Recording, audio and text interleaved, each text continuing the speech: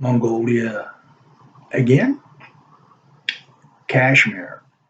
Mongolia is renowned worldwide for cashmere. It's absolutely beautiful, beautiful cashmere. And I went to a store. My buddy Kenji took me to a store once to try on cashmere coats. Great for when to keep you warm. Unfortunately, it was summer, so I went to try these coats on. Nothing fitted me. They're just too small. But next door, you can get tailor-made cashmere coats, business three-quarter coats. And I thought, well, I'll get one because I'll never probably have this opportunity again. And he spoke to them in Mongolian about me wanting to get one. How much would it cost? Very reasonable. But for some reason, I didn't get it. And I think my train of thought was, look, I'm going back to Australia, tropical Australia. It's going to be hot. It's pretty much hot all year round. When am I ever going to use it unless I travel back north for the winter? And I've got leather jackets here, so I do love them. I do, and if I ever get back there this time around, I will buy one. But I didn't. But if you do go to Mongolia, cashmere, the cashmere scarves, cashmere coats, cashmere women's skirts, tops, wow, hats, beautiful, absolutely beautiful. And also familiarize yourself with the history of Mongolia, Genghis Khan. That's the way we pronounce it. I'm told that's not correct, but Genghis Khan and his empire, how he came to rule and confiscate through war huge swathes of land, huge, massive empire he built, and it's fascinating. So do your homework and learn about it. It is really amazing. Um, I can't see enough about Mongolia. It is a beautiful place. The countryside is absolutely drop dead beautiful, and I only saw just a speck of the countryside. A speck. It is big. Mongolia is a big place, and you can, if you have the money, fly by helicopter out to the lakes, and they have beautiful cabins and traditional Mongolia um, tent, and you can stay in. They have all the amenities, food, all that sort of thing. They have actually hotels if you want to stay in hotels. It's an amazing place. Love it. Um, and people are interesting. Interesting. Um, anyway, I won't say much more about that. I do like it, as you can tell. Anyway, my next trip was in another 3 months, and I thought, well, where am I going to go now? Again, Moscow resurfaced, and I thought, should I take the plunge and just go to Moscow? And I didn't. I went to Hong Kong, Kowloon. I stayed in Kowloon, and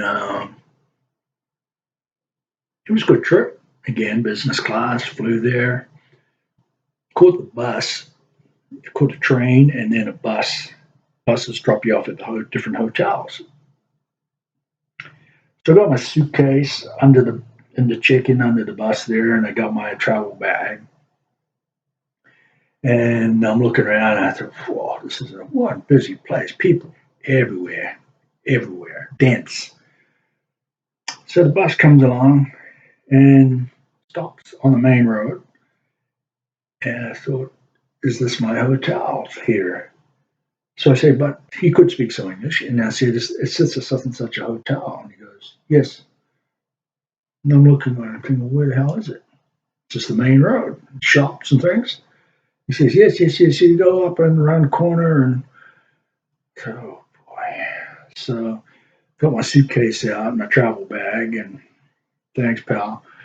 And off I went. And I'm walking down the main road, and I just said, where the hell's the hotel? So I asked someone, and they said, oh, around corner, and such and such a place. So I go around the corner up the road, but it just looked like the facade didn't look. It had hotel name on it. I said, is this serious? So I went in. I went up to the first floor, and it opened to a big lobby hotel. It's very strange, very strange. So you have to walk off the road through it like a corridor. Nothing spectacular. It's like just going walking down a average type corridor and then up. But I opened to the lobby and I walked up into the main desk and checked in. And the hotel was actually quite nice. And I used to work out at the gym up there. It was good. Enjoyed it. Restaurant down below. I went to. I think it was a German. Yeah, it was. It was a German bar. A German bar across the road had a few steins, German beer. And I was talking to the guy, and he said the history of this place. This is the first foreign bar in Kowloon. That's what he told me anyway, which was German. I was surprised. I thought maybe the British, but he said no. This is the first bar, Kowloon. So I said, okay, cool. So it was a nice bar. I had a few suds there a few times. Had a look around. I thought, well, I'll go to the main shopping center and see if I can find anything worth buying. So I'm walking down the road, and I thought, where the hell's the shopping center around here? I sort of looked it up on the internet before I left, but when you're out in public and it's just gridlock with people and traffic, and I'm thinking, what the hell? So I saw this foreign guy, white guy, and I went up to him and said, "Sir, do you know where the such and such shopping mall is?" He was American. He said, "Yeah, sure, man." And he got his phone and looked it up and said, "Oh, it's actually just straight down the road. Keep going straight down the road here, and you'll go straight into it." I said, "Oh, perfect." So I carried on down the road, and sure enough, there it was. And I went in, had a look around again, sizing. Couldn't really buy anything. Um, there was one shop that came close, and I did buy a couple polo shirts. Squeezed it. And that was okay. It was cool. I ate out there, had a look around Kowloon. I was going to go to Mackay. Mackay, is it Mackay? The big gambling area. One of the guys at work said if you go there, he used to collect um, little badges, fridge magnets. He said, "Will you get me a fridge magnet from there? Please, please, please." And then I had a look at Mackay and I thought it's going to take a whole day to go there, look around. I really need to stay there a night or two and then come back. Yeah, I'm not going to do that. So I didn't go. But yeah, Kowloon was an interesting place. It's obviously very go get 'em. Everything's moving constantly. It's a bit uh, tenement style apartments everywhere, overly crowded. They have the electrical wires hanging down here this way, every which way. It's fascinating to see. Um, Good beer, some good entertainment. Um, I was walking down the road, Indian guy, please, please, sir, come with me. I fit you out for a suit. You have the suit in 1 hour. I said, no, 1 hour, probably break. As soon as I put it on, I said, nah, no thanks, pal. Don't need it. And but I found Hong Kong. It was relaxing. I had a relaxing time there. I didn't go up in the cable car. You know, they have a cable car that goes up to the mountain because it was rainy and the mist came right down. That's, I'm not going up there. It's, the weather wasn't right. But I enjoyed it. It was relaxing, and that's what it was about. Getting out and just relaxing, and then coming back in and getting on with work. Because work is intense, and when you deal with contracts, it's kind of high pressure. So you do need a break, and you have traveled away from home. But to me, Mongolia was home away from home for me. So it was easy for me. I loved it. So that was my last trip overseas before I bowed out and headed back through China, routed through Beijing, and then back down to Thailand, Bangkok, and Bangkok to Brisbane. Um, but I can't recommend Mongolia enough. It is, to me, spectacular. It always have a fond place in my heart, and I'll never forget the experiences I had there. But I know I'm going to go back, so I don't want to get too mushy. So once this garbage Wuhan virus is over and done with, and things get back to normal, hopefully. And I know there's a lot to it. I know about economies. I know about inflation and declining currencies and all that sort of thing. So we'll see. But if it ever gets back to normality, I want to go back to Mongolia. Um, so after Mongolia, in 2018, where was I?